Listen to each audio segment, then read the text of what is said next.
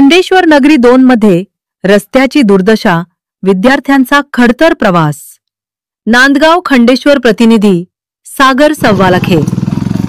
नांदगाव खंडेश्वर मधील खंडेश्वर नगरी 2 कॉलनीतील रस्त्यांची परिस्थिती खूपच वाईट आहे।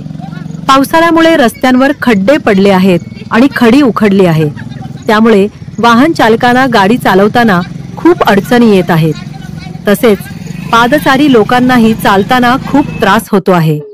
रस्त्यांवर खड्डे असल्याने अपघात होण्याची शक्यता देखील वाढली आहे।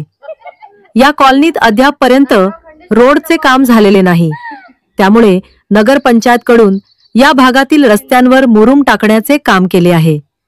मात्र मुरुमामुळे आणखी जास्त चिखल झालेला आहे। या कॉलनीत स्कूल ऑफ स्मार्ट किड्स व विनायक महाविद्यालय असून दिवसभरात शेकडो विद्यार्थी प्रवास करीत असतात, त्यामुळे या रस्त्यांवर चिखल असल्यामुळे त्यांना नाहक त्रासाहो सामोरे जावे लागत आहे। त्यामुळे या परिसरातील महिलांनी नगर पंचायतला धाव घेत मुख्याधिकारी निवृत्ती भालकर यांच्याकडे रस्त्याचे काम लवकरात लवकर सुरू करावी अशी मागणी केली आहे। या समस्येवर लवकरात लवकर तोडगा काढण्याची गरज आहे।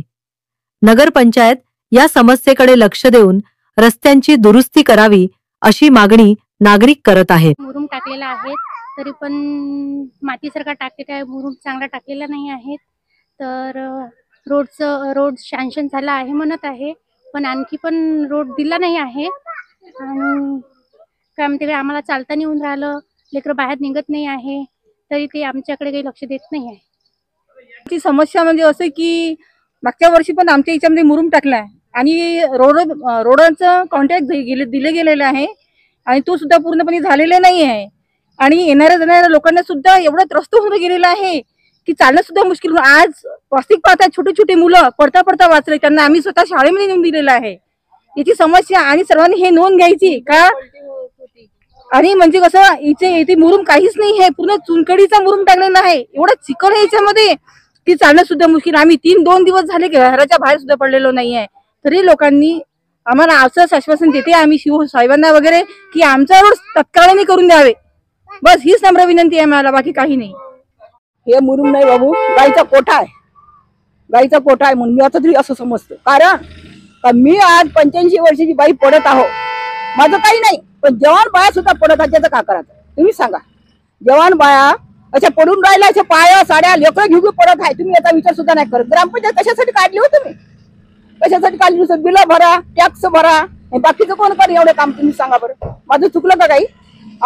पण याच्यासाठी मी म्हणतो अरे याच्याकडे लक्ष द्या। पण शाळा आहे, कॉलेज आहे, याच्याकडे सुद्धा तुमचं लक्ष नाही, लहान मुलांकडे लक्ष नाही। माझ्यासारखी ती काहीच केव्हा नाही, इथे कमाल समजते या गोष्टी। तुम्ही सांगा याचा विचार करा, कसं काय आहे का नाही। आता मोठ्या मोठ्या बाया पडल्या ना इथं, चांगल्या म्हणजे 30-35च्या बाया पडल्या, तुम्ही सांगा आता याच्यासाठी विचार का करायचा। इथं मी तर गायचा कोठा आहे, तुमचे डोळे लावून आहे का सगळ्याचे, उघडत का तुमचे डोळे? हे पडण काही नाही, कॉलेज आहे, शाळा आहे आणि बालवाडीचे पोरं सुद्धा आहे इथं, पण त्याचा सुद्धा तुम्ही विचार नाही करून राहिले। आमच्या खंडेश्वर नगरी आहे, खंडेश्वर नगरीमध्ये लहान लहान मुलं सुद्धा शाळेत जाते, पण तुम्ही विचार नाही करत आहे याचा वाला। शकुंतला प्रभाकर तांगडे। हो रोड पाहिजे मला, रोड द्यावा बस एवढीच विनंती आहे। मी मरायच्या अगोदर माझे काही दिवसाला राहिले नाही, आता मरायच्या अगोदर रोड देऊन द्या, माझ्या जीवाला शांती द्या, बस दुसरं काहीच नाही मागत तुम्हाला। बरोबर आहे का चुकीचं आहे माझं वालं? एवढं करा बा, गाड्या गोड्या लहान लहान मुलं बाळ चालले, याचा विचार करून तुम्ही काम करा बा आता एवढा तरी।